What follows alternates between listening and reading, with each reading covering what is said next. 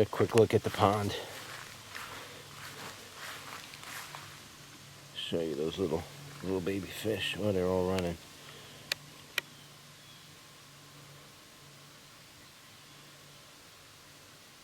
You see them? There's literally millions of those things in here. Everywhere. This pond's going to be overcrowded soon. I don't know if you could eat them. If you could eat them, I'll do it on camera. I'll just catch them with a net. I don't know. We'll fry them up. Turn them into a little sardine. Stuff them inside of a jalapeno. A little cheese on that. Probably tastes pretty good. Alright, so yeah, this is a quick look at my pond. I made this. I dug it out by hand with a shovel. Moved several tons of dirt by hand. And put this in. And it's all good. And I've been trying to grow, I'm trying to let it naturalize. Just letting the plants that grow naturalize here. You can see I find there's the cattails. I've tried several attempts to get cattails to take in here and around here. It just never took. This is the first cattail that actually came up. This is the first year it actually came up. It grew. You can see there's little roots coming out of the bottom of the pot. There's an old pot there that broke, one of those pots with the holes on the side. It cracked. I left it in there. It's filled with chives. Those chives have been growing there for God, since that pot's been in there. And that pot's been in there for like ever. This pond was built around 2000, the end of 2012, something like that. That's when I put this in here. I built the greenhouse and then dug the pond out and put this in. Yeah, it's green. It's kind of green. There's nothing you really could do about that unless you add something to it, like potassium. What's it called? Permanganate. I can't remember what it's called. Permanganate. Magnesium permanganate? I don't remember. And that could kill off all the other plant life in the pond if you don't do it right. It can be very sharp and harsh. So I don't fool around with it. I filter everything. My pump is down right now, so I'm not filtering stuff, so that might be one of the reasons why it's getting green. Let's see what else we got going here. I'm looking for these little toads. They're all over. Just they're hiding right now. Usually when they come walking through. Here's one. Where are you? So I can zoom in on you.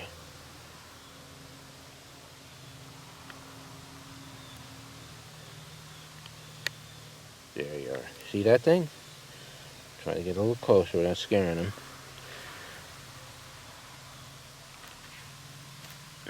No, Chico, no, you're gonna scare him. Yeah, Chico wants to get in on the action. No. See him? Oh, he's gone already. He's gone. You see that little thing?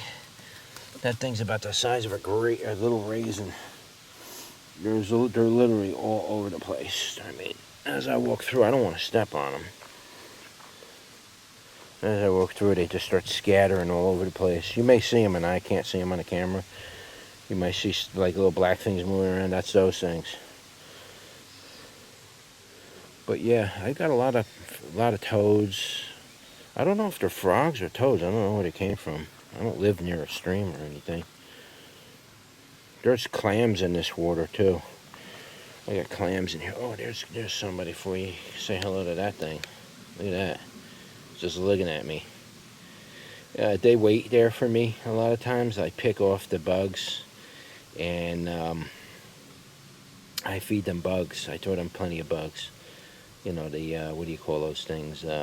Japanese beetles and the gypsy moth caterpillars and whatever I could find, you know. But yeah, I feed those guys, so they're not afraid of me. If I get too close, he'll run. But yeah, that's him. That's one of them. Here's the other guy under the rock.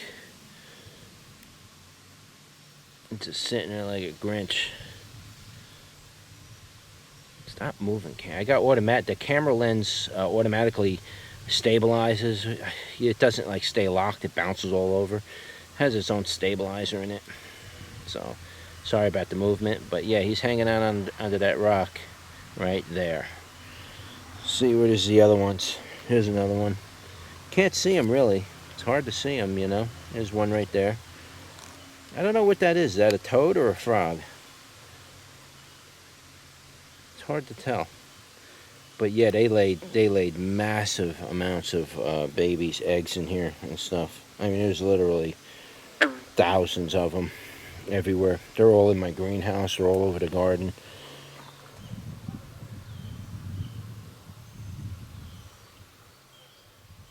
You know, I walk through they're mostly in the garden, not so much out here. You see them everywhere. There's all kinds of plants in here. That's rotella in the water. You can see there's the rotella growing. What else I got in there? It's like a creeping Charlie in there, which I finally got established. But it's not creeping Charlie. It's something else. It grows underwater. It can grow above. It can grow immersed or submerged or immersed. It can grow either way. So yeah, that's a quick look at the pond. Right now, everything's kind of not natural. So you see, I got willows in there. I put the willows in there. When I trim my willow trees, I throw them in there. You can see the massive root systems they throw out. That root system literally filters the water. It's like a natural filter system. I've tried it with other plants, apples and different other plants, and they don't quite, they do okay, but they're not. Willow will actually grow literally underwater. It will grow underwater. It can be immersed and submerged and immersed. This is an immersed state. Well, you have three states: immersed, submerged, and then obviously, you know, on dry land. You know, so. But this one can grow either in all three states. You see the massive root system it's got going. That root system is a natural filter for this water. It literally soaks all the nitrates out of the water. Yes, you do have algae.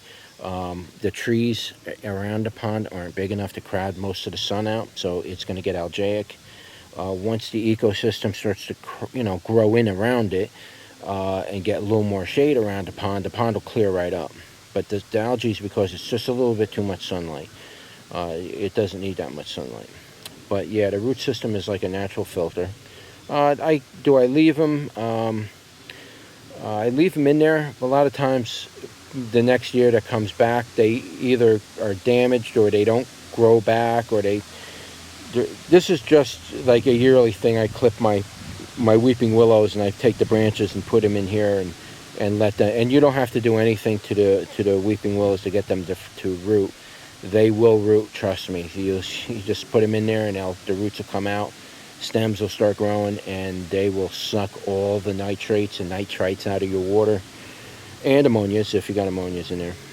And it filters the water. That's why you see so many of those little fish in there, because the water is, even though it's cloudy and green, it's actually really clear and healthy water. It's 90% rainwater. And yeah, it's cloudy and murky looking, but that's the result of algae. Algae will just do that to water. You remove that algae out of the water will be crystal clear to the bottom.